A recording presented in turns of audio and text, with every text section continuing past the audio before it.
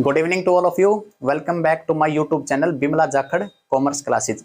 कल लेक्चर 1 में हमने कर लिया था कि अकाउंटिंग का मतलब क्या होता है। आज एक बार है ना जल्दी से रिकैप कर लेते हैं।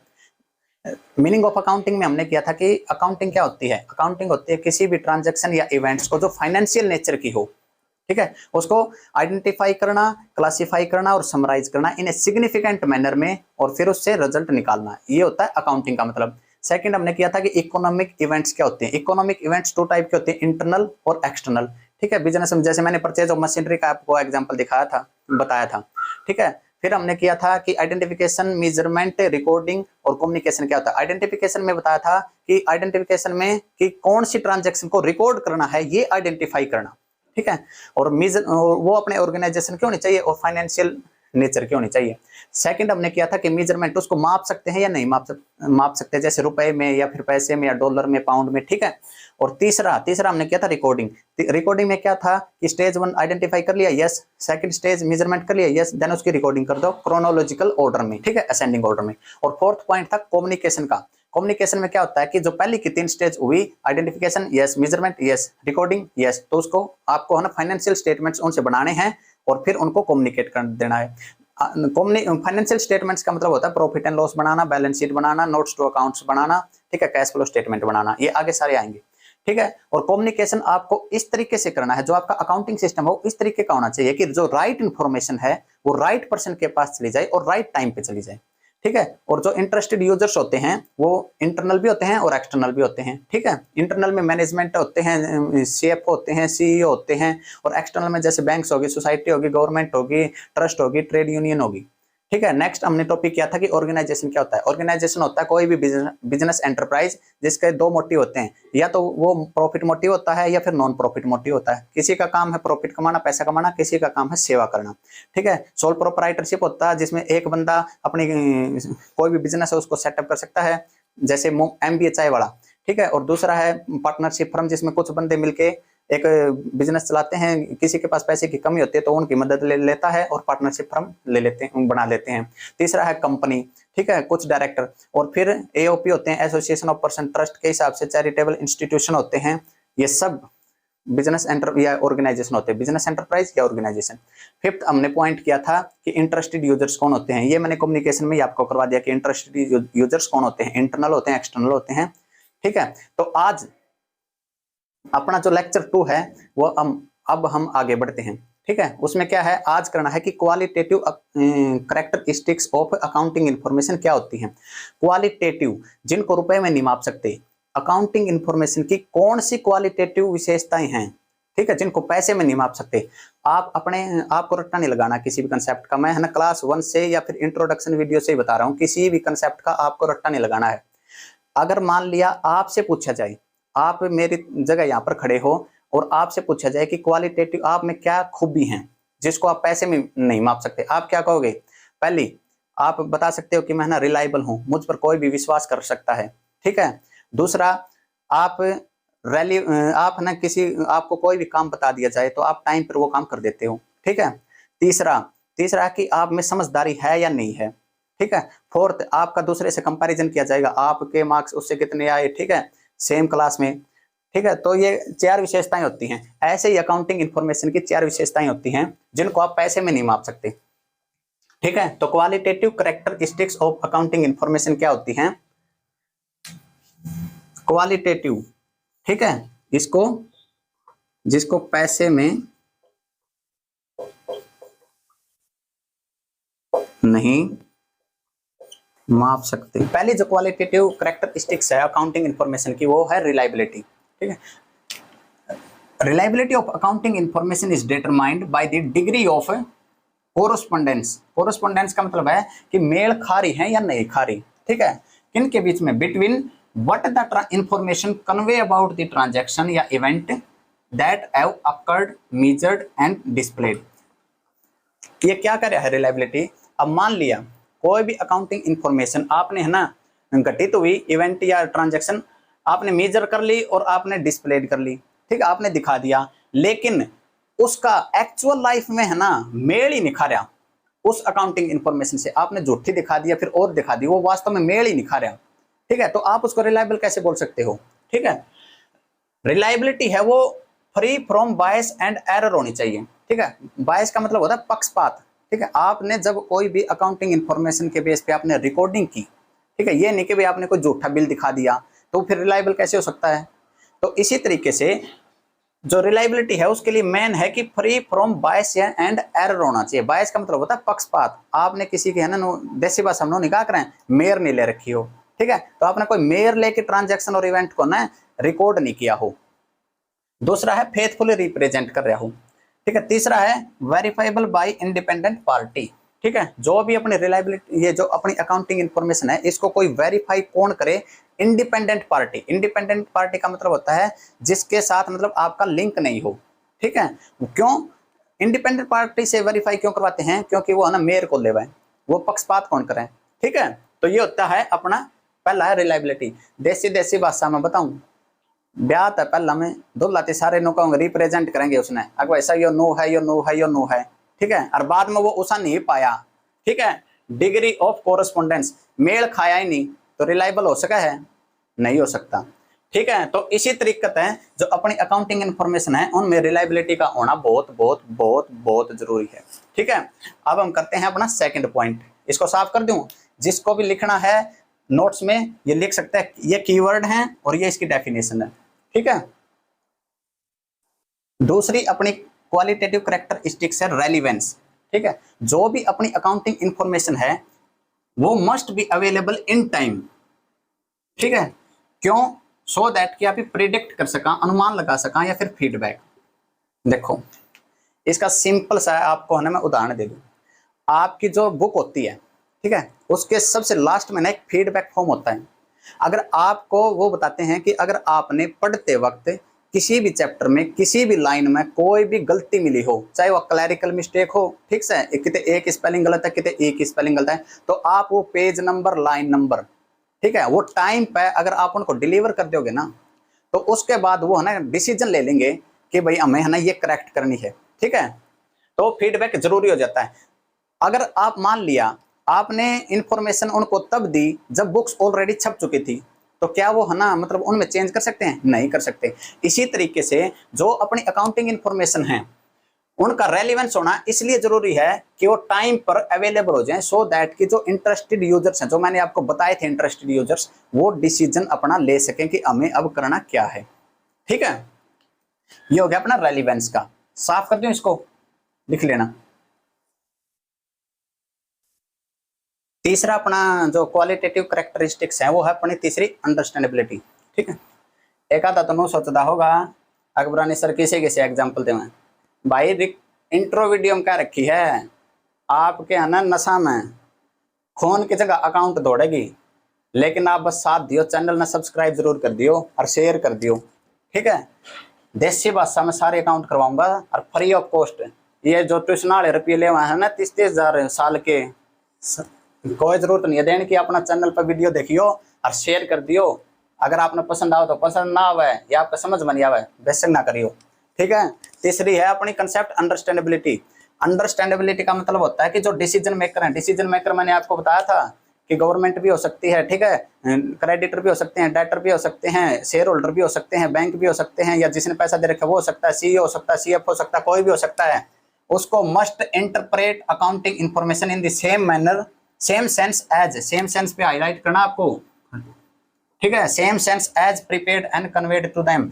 क्या कह रहा है, इंग्लिश में मत जाओ, ठीक है। ये कह रहा है कि जैसे ही आपने अकाउंटिंग इंफॉर्मेशन बनाई, ठीक है, तो आपको जब कम्युनिकेशन करना है, क्लास 1 में करवा था, जब आपको कम्युनिकेशन करना है अकाउंटेंट को, तो वो इन द सेम सेंस में करना है, ठीक है। ये नहीं कि आपने प्रिपेयर कुछ और कर लिया और उनके पास जो फाइनेंशियल स्टेटमेंट्स है, फाइनेंशियल इंफॉर्मेशन या अकाउंटिंग इंफॉर्मेशन है, वो उनके पास कुछ और पहुंच गई, ठीक है।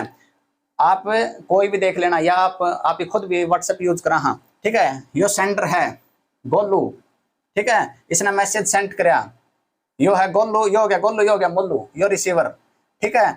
इसने जो मैसेज सेंड कराया, यो जो रिसीवर है, ठीक है, इसने सेम सेंस में वो मैसेज पढ़ लिया, तो ये जो कम्युनिकेशन हो जाएगा, यो क्या हो जाएगा, गुड कम्युनिकेशन हो जाएगा, ठीक है। जो अपनी अंडरस्टैंडेबिलिटी है उसमें जो अकाउंटेंट है वो should present the comparable information in most significant manner without highlight कर लियो, without sacrifice reliability and relevance. इसका क्या मतलब है? इसका सीधा सीधा मतलब है कि जो अकाउंटेंट है जो वो अकाउंटिंग इंफॉर्मेशन को प्रेजेंट करेगा तो उसमें रिलायबिलिटी तो होनी चाहिए, रेलिवेंस भी होना चाहिए। कहीं ये नहीं कि भाई इनको तो छोड़ दे और अंडरस्टैंडेबिलिटी में ना मैसेज को अच्छी तरह से भेज दे, लेकिन रिलायबल भी तो होनी चाहिए वो इन्फॉर्मेशन, और रेलिवेंस भी होनी चाहिए। रेलिवेंस का क्या बताया था मैंने? टाइम पर। ठीक है, तो ये था अपना, ये गोल्लो मोल्लो को आप ना कुछ भी बना लेना, नाम रख लेना और ये अपना नोट कर लो। ठीक है, सेम सेंस पे हाईलाइट कर लेना आप। ठीक है,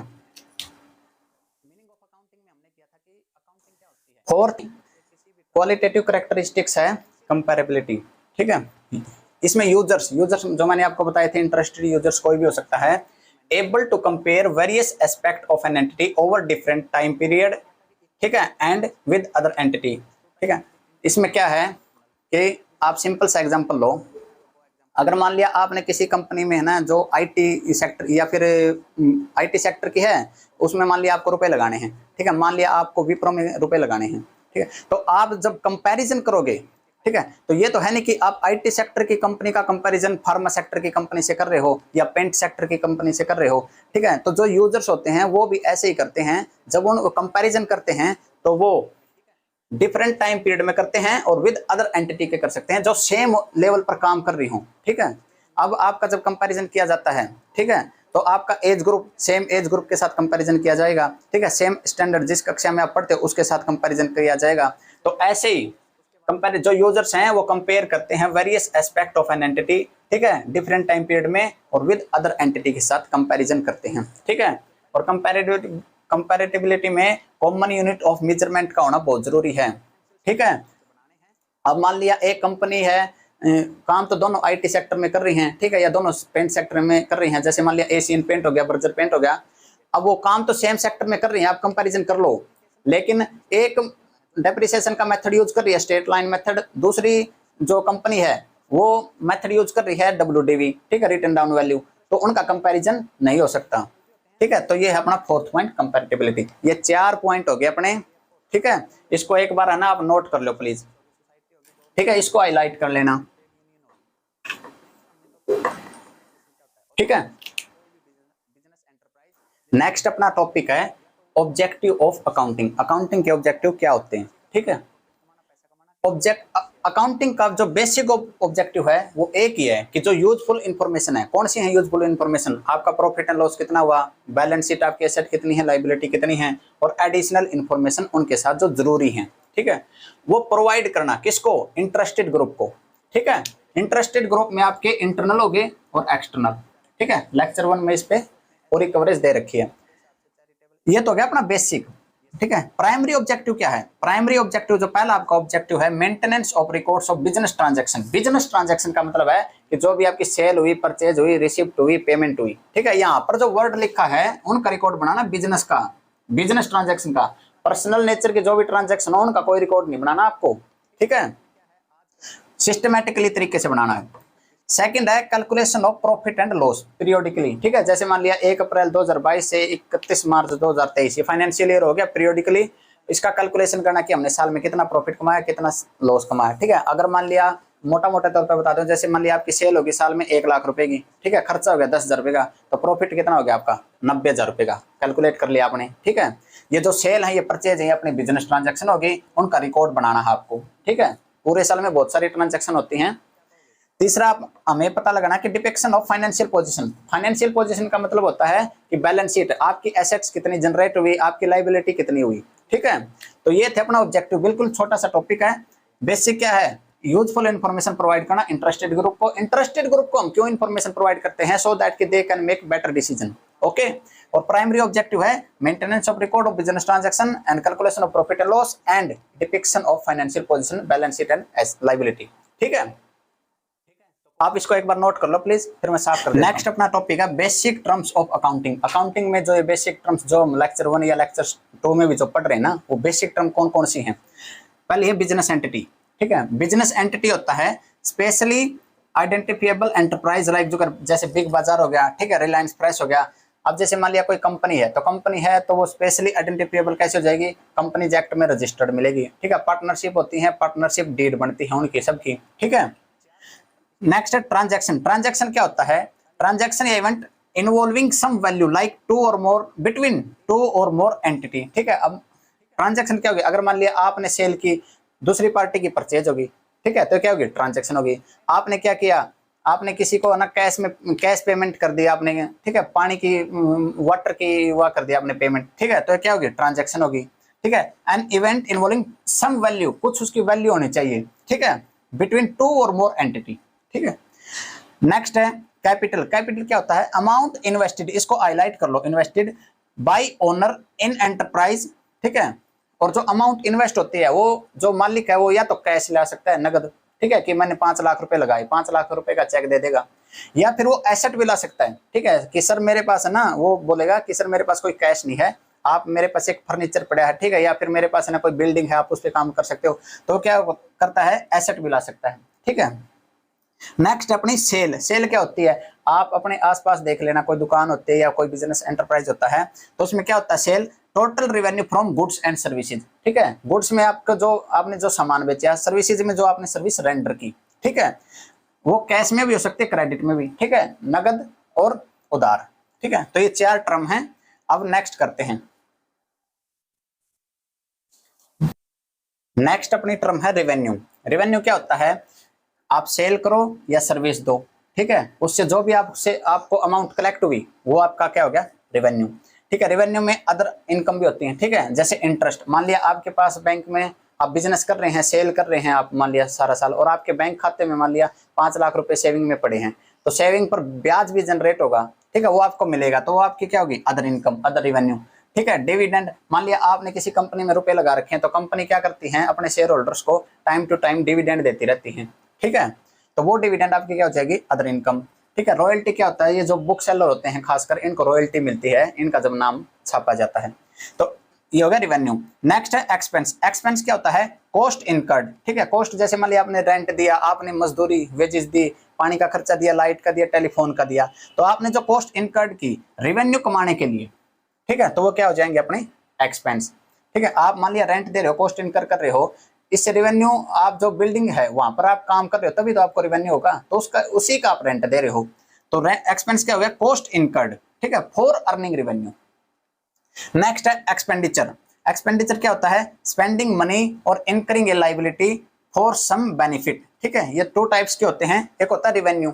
रेवेन्यू एक्सपेंडिचर होता है जो जिसका फायदा आपको 1 साल तक ही मिले, ठीक है। दूसरा होता है कैपिटल, ठीक है, इसका एक अलग से टॉपिक आएगा, वहां मैं सारे इसको डिफाइन कर दूंगा अच्छे से।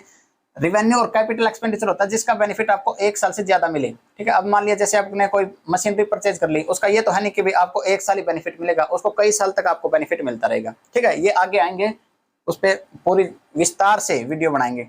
नेक्स्ट है प्रॉफिट। प्रॉफिट में है आपका ये जो रेवेन्यू है, ठीक है, इसमें से आप एक्सपेंस लेस कर दो, आपका प्रॉफिट हो जाएगा, ठीक है। अगर एक्सपेंस ज्यादा है और रेवेन्यू कम है तो लॉस हो जाएगा। नेक्स्ट है गेन। गेन क्या होता है, गेन होता है इंसिडेंटल, वर्ड पे ना आप हाईलाइट कर लेना, ठीक है, इंसिडेंटल टू बिजनेस ट्रांजैक्शन और इवेंट, ठीक है। आपका काम कुछ और है, ठीक है, लेकिन इंसिडेंटल होगी कोई आपकी इनकम, तो वो हो जाएगी आपका गेन, ठीक है। जैसे मान लिया आपका कोई कोर्ट का केस चल रहा था, ठीक है, आप वो केस जीत गए, तो आपको जो अमाउंट मिली वो क्या हो जाएगा, गेन, ठीक है। तो रेवेन्यू, एक्सपेंस, एक्सपेंडिचर, प्रॉफिट और गेन, ठीक है। नेक्स्ट अपनी बेसिक टर्म है डिस्काउंट, ठीक है। डिस्काउंट होती है 2 टाइप्स की, एक होती है ट्रेड, दूसरी होती है कैश। जो ट्रेड डिस्काउंट होती है वो जब से गुड्स को सेल किया जाता है उसी टाइम ऑफर कर दी जाती है। अब मान लिया आप कभी भी देखना, आपने मान लिया कोई ऑनलाइन मोबाइल परचेज करना है, ठीक है, तो उस ऑनलाइन मोबाइल के नीचे जो उसका प्राइस होगा, मान लिया उसका प्राइस है 1790 रुपये, तो वहां उसके नीचे लिखा मिलेगा 30% डिस्काउंट, ठीक है। वहां पर उसका रेट लिख दिया जाएगा, मान लिया 2550 जो भी है, उसका 30% कट के ये जो अमाउंट आ जाएगी, और उस पर यहाँ पे काटा मिलेगा, ठीक है। कि 30% डिस्काउंट के बाद आपको ये प्रोडक्ट मिल रहा है। तो जैसे ही वो प्रोडक्ट हमें बेचा जाता है, ऑफरिंग किया जाता है, उसी टाइम पे एक एग्रीड परसेंटेज, ठीक है, 5%, 10%, 3%, 15% हमें ऑफर कर दिया जाता है। जैसे दीपावली पे सेल आती है, ठीक है, तो कौन सी डिस्काउंट होती है? वो होती है ट्रेड डिस्काउंट, ठीक है। वो ट्रेड डिस्काउंट सबसे पहले जो मैन्युफैक्चरर होता है, जो प्रोडक्ट को बनाता है, वो देता है होलसेलर को, होलसेलर देता है रिटेलर को, और रिटेलर देता है फिर कस्टमर को। दूसरी जो डिस्काउंट है कैश डिस्काउंट, कैश डिस्काउंट होती है ये एक टाइप का इंसेंटिव होता है। इंसेंटिव जैसे मान लिया आपने कोई क्रेडिट पे या उधार पे मान लिया आपने माल ले लिया, तो आप अगर सेलर आपको बोलेगा अगर सर आप है ना 7 दिन के अंदर 7 डेज में अगर आप पेमेंट कर दोगे तो हम आपको 1000 रुपए की छूट देंगे। तो वो कौन सी डिस्काउंट होगी? वो होगी अपनी कैश डिस्काउंट, ठीक है। अगर आप पे कर देते हो विद इन टाइम स्पेसिफाइड, ठीक है, टाइम स्पेसिफाइड में मान लिया 7 दिन बोला उसने, 1 महीना बोला, 15 दिन बोले, जो भी है, ये हो गया अपना डिस्काउंट। ये इंपॉर्टेंट है, एग्जाम ओरिएंटेड भी आप इसको ना इंपॉर्टेंट लिख लो, ठीक। नेक्स्ट है अपना वाउचर। वाउचर का मतलब सीधा है कि बिल, ठीक है। डॉक्यूमेंट्री एविडेंस होता है इन सपोर्ट ऑफ ट्रांजैक्शन। मान लिया आपने कोई ट्रांजैक्शन की तो उसका डॉक्यूमेंट्री एविडेंस, एक सबूत होता है, उसको क्या बोलते हैं? वाउचर। जैसे मैं आपको एक बिल दिखा रहा हूं, वो डॉक्यूमेंट्री एविडेंस है कि मैंने क्या ट्रांजैक्शन की थी। अब ये देखो, ये बिल है सिटी टैक्स सॉल्यूशन का, मेरा नाम हो गया पवन कुमार, और यहाँ पर पार्टिकुलर्स में हो गया डेल। मैंने लैपटॉप लिया कितना? 33,000 का, ठीक है, ये डेट होगी, ठीक है। ये क्या हो गया?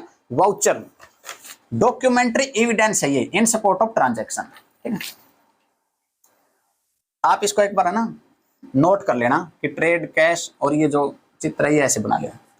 डियर फ्रेंड्स, आज का लेक्चर अपना यहीं तक था, ठीक है। बेसिक टर्म है अकाउंटिंग की, वो मैंने आपको करवा दी है, और कुछ बची हुई हैं वो कल के लेक्चर में हो जाएंगी। और क्वालिटेटिव कैरेक्टरिस्टिक्स एक इंपॉर्टेंट क्वेश्चन है, वो आप कर लेना।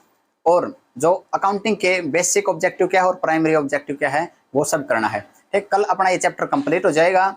हमें स्पीड में जाने की कोई जरूरत नहीं है, 2 दिन, 4 दिन, 1 सप्ताह, 15 दिन ज्यादा लग जाएं, उसमें कोई इश्यू नहीं है, ठीक है। लेकिन जो आपके कंसेप्ट हैं वो क्लियर होने चाहिए, और कहीं पर भी आपको कोई भी गलती लगे या फिर आपको कोई कंसेप्ट समझ में ना आए तो प्लीज अपना फीडबैक रेलिवेंट टाइम जो आप आज करवाई थी, रेलिवेंट टाइम पे आप मुझे अपना फीडबैक जरूर दीजिए, ठीक है। कल अपना ये लेक्चर खत्म हो जाएगा। और एक गाना है कि सजन रे झूठ मत बोलो, खुदा के पास जाना है। तो मैं उस गाने के माध्यम से ये कहना चाहता हूं कि डियर फ्रेंड्स, झूठ मत बोलो, हमें बहुत आगे तक जाना है, ठीक है। अपने सारे कंसेप्ट अकाउंट्स के और बिजनेस की क्लासेस 1 या 2 दिन में मैं रिकॉर्ड करना शुरू कर दूंगा। जैसे अभी थोड़े टाइम नहीं मिल रहा, जैसे टाइम मिलता है मैं 1 या 2 दिन में आपकी क्लासेस बिजनेस की स्टार्ट कर दूंगा, ठीक है। तो चैनल पर प्लीज बने रहिए और पूरा सपोर्ट करिए आप। बहुत बहुत धन्यवाद, अपना ख्याल रखिए। राधे राधे, जय श्री कृष्णा।